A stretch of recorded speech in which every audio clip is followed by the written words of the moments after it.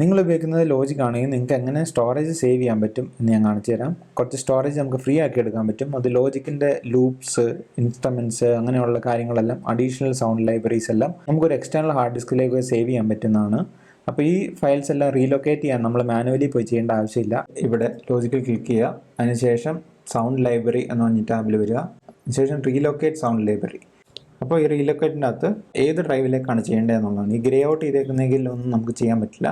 ഇപ്പോൾ ഈ 3 ഡ്രൈവാണ് എനിക്ക് സ്പേസ് ഉള്ളത്. മിനിമം 100 GB എങ്കിലും ഉള്ള ഒരു ഡ്രൈവിലേക്ക് സെലക്ട് ചെയ്ത് കൊടുക്കുക. കമ്പ്യൂട്ടറിൽ നിന്ന് മാറ്റി ഹാർഡ് ഡിസ്കിലേക്ക് ഇട്ട് നമുക്ക് കമ്പ്യൂട്ടർ കുറച്ചും കൂടെ ഫ്രീ ആക്കി എടുക്കാൻ പറ്റും.